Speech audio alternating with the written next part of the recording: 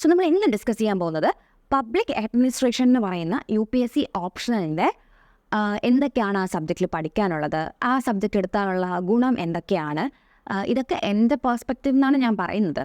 ഇത് പറയാനുള്ള യോഗ്യത എന്ത് എന്ന് ചോദിച്ചാൽ ഞാനൊരു മാസ്റ്റേഴ്സ് കോഴ്സിന് രജിസ്റ്റർ ചെയ്തിട്ടുണ്ടായിരുന്നു. അങ്ങനെയാണ് എനിക്ക് സബ്ജക്റ്റ് അറിയാവുന്നത്.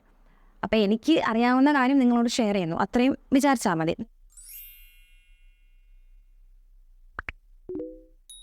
അങ്ങനെ ഒരു ഫ്രണ്ട് ഈ ഒരു സബ്ജക്റ്റ് എടുത്താൽ ഇങ്ങനത്തെ ബെനിഫിറ്റ്സ് ഉണ്ട് അല്ലെങ്കിൽ ഇങ്ങനത്തെ പ്രശ്നങ്ങളുണ്ട് എന്ന് വന്ന് പറയത്തില്ലേ, അതുപോലെ വിചാരിച്ചാൽ. So first of all public administration എന്ന് പറയുമ്പോൾ തന്നെ ഈ ഒരു ഫീൽഡിൽ വരുന്ന നിങ്ങൾ, അതായത് UPSC എന്ന് പറയുന്നതിൻ്റെ ഒരു ബോർഡ് ഇരിപ്പുണ്ട്, നിങ്ങൾക്ക് കാണാൻ പറ്റുമോ എന്ന് എനിക്കറിയത്തില്ല. അപ്പം ഞാൻ അതിലിങ്ങനെ ഹോൾഡ് ചെയ്തിരിക്കുക. സോ UPSCയിലോട്ട് നിങ്ങൾ വരുന്നത് ഉറപ്പായിട്ടും പബ്ലിക് അഡ്മിനിസ്ട്രേഷൻ ചെയ്യാൻ വേണ്ടിയാണ്. സോ നിങ്ങൾ ചെയ്യാൻ പോകുന്ന ജോലിയെക്കുറിച്ചാണ് നിങ്ങളിവിടെ പഠിക്കാൻ പോകുന്നത്. ആസ് ഇൻ അതിനുമായി ബന്ധപ്പെട്ട കുറച്ച് തിയറീസും ലൈക്ക് നല്ല രീതിയിൽ എങ്ങനെ കാര്യങ്ങൾ ചെയ്യാം, ഇങ്ങനെയൊക്കെയുള്ള കുറേ കാര്യങ്ങളാണ് നിങ്ങൾ ഈ സബ്ജക്റ്റിൽ പഠിക്കാൻ പോകുന്നത്. പിന്നെ വേറൊരു ബെനിഫിറ്റ് എന്ന് പറയുന്നത്, അത് ബെനിഫിറ്റ് ആണോ ഒരു പോരായ്മയാണോ എന്ന് എനിക്കറിയത്തില്ല. ഞാനിപ്പോൾ പറയുമ്പോൾ നിങ്ങൾക്ക് എന്താ തോന്നുന്നു പറയട്ടെ. നമ്മൾ ഈ ചുറ്റുമുള്ള കാര്യങ്ങൾ അത്യാവശ്യം നല്ല അപ്ഡേറ്റഡ് ആയിരിക്കണം. അതായത് ഒരു ഗവൺമെൻറ്റിൻ്റെ അഡ്മിനിസ്ട്രേഷൻ രീതി വളരെ മോശമാണ്. സോ അത് കണ്ടിട്ട് നമുക്ക് അവരുടെ പോരായ്മ എന്താണെന്ന് മനസ്സിലാക്കാനുള്ള ഒരു ബോധം ഉണ്ടായിരിക്കണം. ഇത് സബ്ജക്റ്റ് പഠിച്ചും അല്ലെങ്കിൽ നിങ്ങളുടെ ഡേ ടു ഡേ ലൈഫിൽ നിങ്ങൾ ഓരോ കാര്യങ്ങൾ ഡിസ്കസ് ചെയ്തും അറിഞ്ഞും ഉണ്ടാവേണ്ട ഒരു എബിലിറ്റിയാണ്. ആരെയും ജഡ്ജ് ചെയ്യാന്നുള്ളതല്ല. നാളെ ഇതേ പൊസിഷനിൽ നിങ്ങൾ വന്നാൽ അല്ലെങ്കിൽ ഇതേ ഗവൺമെൻറ്റിൻ്റെ കൂടെ നിങ്ങൾ വർക്ക് ചെയ്യേണ്ടി വന്നാൽ നിങ്ങൾ എങ്ങനെ അവിടെ സർവൈവ് ചെയ്യും, അത് മാത്രമാണ്. സോ അത് ഒരു സൈഡ്. ചില ഭാഗം കുറച്ച് ഡ്രൈ ആണ്. അതായത് കുറച്ച് തിയറീസൊക്കെ പഠിക്കുമ്പോൾ അവിടെ കുറച്ച് ഡ്രൈ ആയിട്ട് നമുക്ക് ഫീൽ ചെയ്യും. ഞാനൊരു സയൻസ് ബാക്ക്ഗ്രൗണ്ടിൽ നിന്ന് വന്ന ആളാണ്, അപ്പം എനിക്കത് അങ്ങനെ തോന്നിയിട്ടുണ്ട്. പക്ഷേ നമുക്ക് ഒരു സാധനം വേണം, എനിക്കിത് ഭയങ്കര ഇൻട്രസ്റ്റ് ഉള്ള കാര്യമാണെങ്കിൽ അതിൽ ചില കാര്യങ്ങൾ മോശമാണെങ്കിൽ നമ്മളത് പഠിച്ചു പോകും. അത് ഓക്കെ ആണല്ലോ. അങ്ങനെ പിന്നെ ബാക്കിയുള്ള എല്ലാ ഓപ്ഷണൽസിനെ പോലെ തന്നെ പബ്ലിക് അഡ്മിനിസ്ട്രേഷനും 2 പേപ്പറുണ്ട്. ഒന്ന് പേപ്പർ 1, ഒന്ന് പേപ്പർ 2. മോസ്റ്റ്ലി എനിക്ക് തോന്നിയിട്ടുള്ളത് പേപ്പർ 2 കുറച്ചധികം ഡൈനമിക്, അതായത് കുറച്ചധികം നമുക്ക് കാര്യങ്ങൾ, ചുറ്റുമുള്ള കാര്യങ്ങൾ ഒബ്സർവ് ചെയ്ത് പഠിക്കേണ്ട ഒരു പേപ്പറാണ്. പേപ്പർ 1ഉം ഓൾമോസ്റ്റ് അതുപോലെ തന്നെയാണ്. പക്ഷേ പേപ്പർ 1ൻ്റെ ഫസ്റ്റ് പാർട്ടിലൊക്കെ തിയറി ആണുള്ളത്, ഇൻട്രൊഡക്ഷൻ ടു ദ സബ്ജക്റ്റ്. പിന്നെ അതുപോലെ തന്നെ കുറേയധികം തിങ്കേഴ്സ് എന്ന് പറയുമ്പോൾ 1-2 അല്ല, ഒരു 20 തിങ്കേഴ്സ് മിനിമം ഉണ്ടെന്നാണ് എൻ്റെ ഓർമ്മ. എനിവേസ് നല്ലതാണ്. നിങ്ങൾക്കറിയാവുന്ന കുറേ കാര്യങ്ങൾ ഓരോരോ ആൾക്കാരുടെ രീതിയിൽ പറയുന്നു, അങ്ങനെ വിചാരിച്ചാലും മതി. അങ്ങനെ തന്നെയാണ് പഠിക്കേണ്ടത്. മോട്ടിവേഷണൽ തിയറി അങ്ങനെയൊക്കെ പറഞ്ഞിട്ട്, ക്ലാസിക്കൽ തിയറി അങ്ങനെയൊക്കെ പറഞ്ഞിട്ട് കുറച്ചധികം ഉണ്ട്. അപ്പം നിങ്ങൾക്ക് അതൊക്കെ ഈസി ആയിരിക്കും. As long as you are interested in administration, ഇത് നിങ്ങൾക്ക് ഈസി ആയിരിക്കും. വർക്ക് ചെയ്യുന്ന ആൾക്കാരാണെങ്കിൽ നിങ്ങൾക്കുള്ളൊരു ബെനിഫിറ്റ് എന്ന് പറയുന്നത്, നിങ്ങൾ ഒരുപാട് കൈൻഡ് ഓഫ് അഡ്മിനിസ്ട്രേഷൻ കണ്ടിട്ടുള്ളവരായിരിക്കും. നിങ്ങളുടെ മാനേജ്മെൻറ്റ്, നിങ്ങളുടെ സൂപ്പർവൈസേഴ്സ്, ഇവരുടെയൊക്കെ അഡ്മിനിസ്ട്രേഷൻ നിങ്ങൾ കണ്ടിട്ടുള്ളവരായിരിക്കും. അപ്പോൾ നിങ്ങൾക്ക് തീർച്ചയായിട്ടും അതിൽ നിങ്ങളുടെ അഭിപ്രായം, അല്ലെങ്കിൽ അതിങ്ങനെ ആയിരുന്നെങ്കിൽ, അല്ലെങ്കിൽ അത് മാറിയിരുന്നെങ്കിൽ, അല്ലെങ്കിൽ അത് വേ ഫോർവേഡ് എന്താണ് എന്നൊക്കെ പറയാൻ നിങ്ങൾക്ക് പറ്റുമായിരിക്കും. സോ അതിന് സഹായിക്കുന്ന കൈൻഡ് ഓഫ് കുറേ കാര്യങ്ങൾ നമ്മുടെ പബ്ലിക് അഡ്മിനിസ്ട്രേഷൻ സിലബസിൻ്റെ അകത്തുണ്ട്. ഇൻ ടോട്ടൽ ഇപ്പോൾ എന്നെ ഇങ്ങനെ ഞാൻ റേറ്റ് ചെയ്യാൻ പറയുകയാണെങ്കിൽ, ഞാൻ സയൻസ് ബാക്ക്ഗ്രൗണ്ടിൽ നിന്ന് വന്ന ഒരാളാണ്.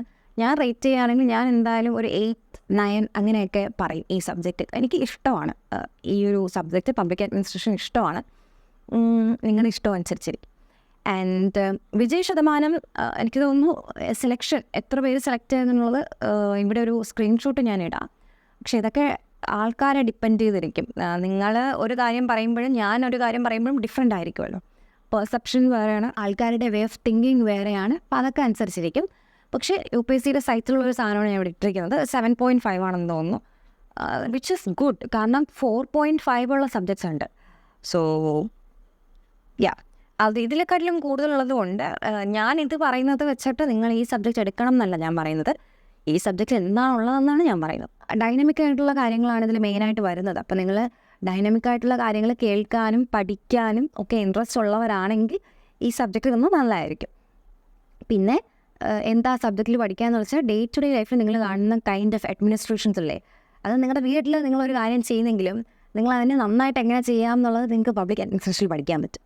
സോ പബ്ലിക് അഡ്മിനിസ്ട്രേഷൻ എന്നാണ് പറയുന്നതെങ്കിലും അതിനകത്തുള്ള കുറേ തിയറീസ് നമുക്ക് ഡേ ടു ഡേ ലൈഫിൽ, പേഴ്സണൽ ലൈഫിലൊക്കെ യൂസ് ചെയ്യാൻ പറ്റും. എങ്ങനെ നമുക്ക് കാര്യങ്ങൾ ഡിവൈഡ് ചെയ്ത് ചെയ്യാം, എങ്ങനെയാണ് ഒരു കാര്യം ചെയ്യാനായിട്ട് ലൈക്ക് പ്ലാൻ ചെയ്യണം, ഓർഗനൈസ് ചെയ്യണം എന്നൊക്കെ പറഞ്ഞിട്ട് പോസിറ്റീവ് കോൾബ് എന്നൊക്കെ പറഞ്ഞിട്ടൊരു സാധനമുണ്ട്.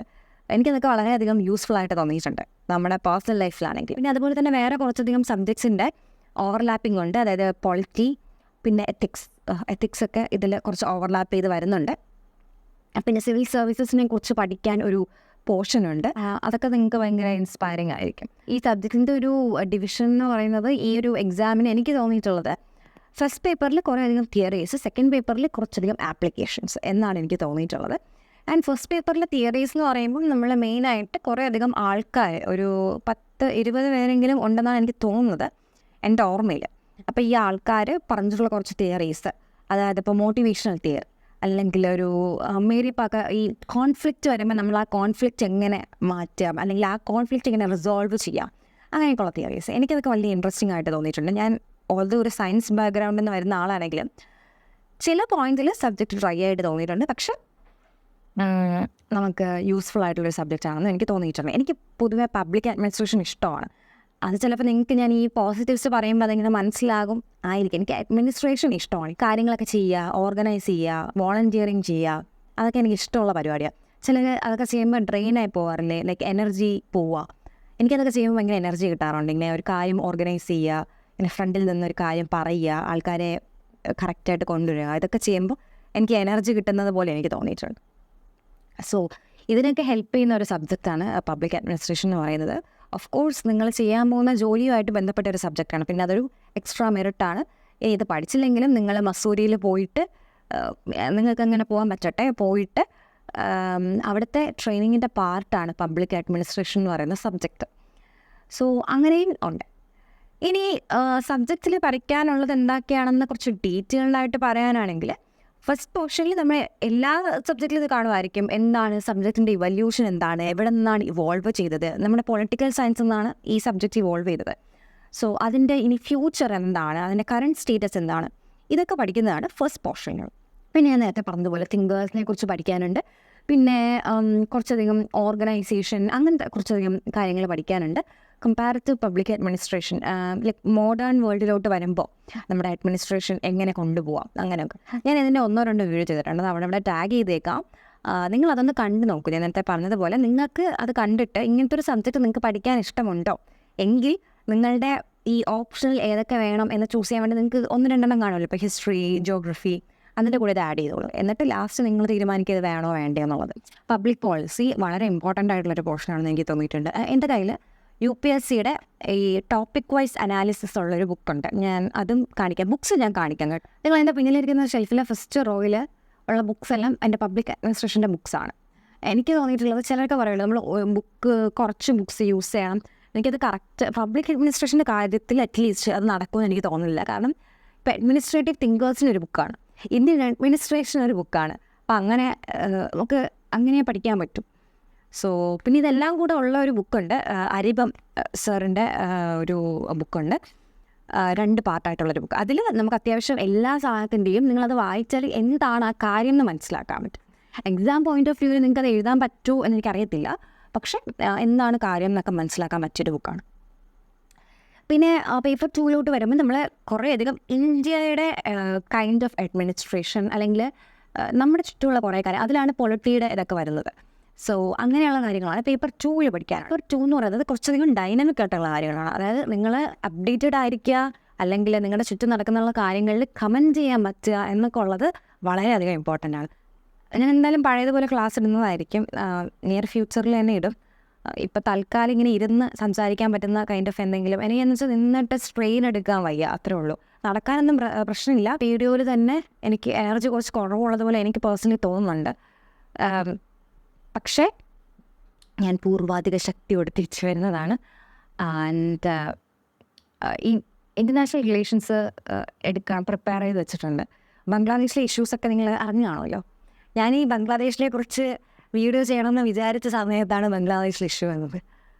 അപ്പം ഞാനിങ്ങനെ ഒബ്സർവ് ചെയ്യായിരുന്നു, ഓക്കെ എന്താണ് സംഭവം. ഇത് കണ്ടിട്ട് നിങ്ങൾക്ക് പബ്ലിക് അഡ്മിനിസ്ട്രേഷൻ എന്ന് പറഞ്ഞ സബ്ജക്റ്റ് എന്തെങ്കിലും മനസ്സിലായെന്ന് ഞാൻ വിചാരിക്കുന്നു. ബേസിക്കലി നല്ലൊരു സബ്ജക്റ്റാണ്, എനിക്കിഷ്ടമാണ്. ഞാൻ സയൻസ് ബാക്ക്ഗ്രൗണ്ടിൽ നിന്നാണ് വന്നിട്ടുള്ളത്.